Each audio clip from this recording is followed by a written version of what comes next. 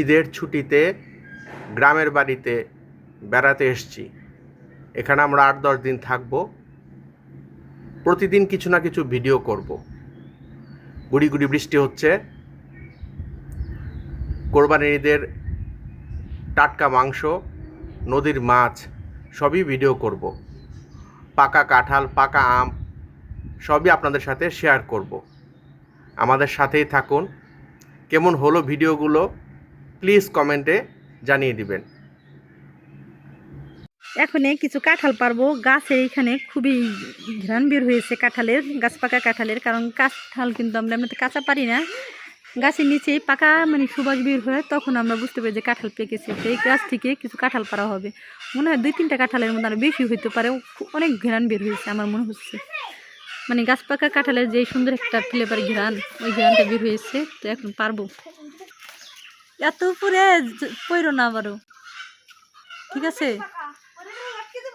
না, এত পাকা কাঁঠাল কিভাবে পারবা? পাইকে গেছে গাছে, ওইটা তো পড়ে যাবে এমনিতেই।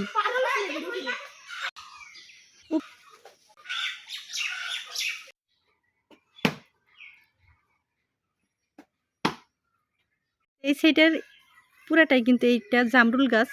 তো এই জামরুল গাছটা অনেক পরিমাণে জামরুল হয়। তো এখন জামরুল শেষ হয়ে গিয়েছে। আর এই গাছটা হয়েছে লিচু গাছ। তো এইটাও কিন্তু অনেক পরিমাণে লিচু হয়, কিন্তু লিচুটি কিন্তু খুব মিষ্টি লাগে খেতে, খুবই মিষ্টি হয় খেতে। আর এই সাইডে রয়েছে একটা চালতা গাছ। চালতা গাছটা কিন্তু বিশাল পরিমাণে বড়, অনেকটা ছড়ানোই, কিন্তু এখনই কিন্তু পাতা পড়ে গিয়েছে, নতুন পাতা গজাচ্ছে। নারকেল গাছও রয়েছে, মোটামুটি অনেক ফলাদি গাছই রয়েছে আমাদের বাড়িতে। তো সাইডেই রয়েছে 2টা তাল গাছ। তালের শ্বাসও কিন্তু প্রচুর পরিমাণে হয়েছে। তো এই গাছটায় তালের শ্বাস হয়, আর এই সাইডের তাল গাছটায় কিন্তু তালের শ্বাস হয় না।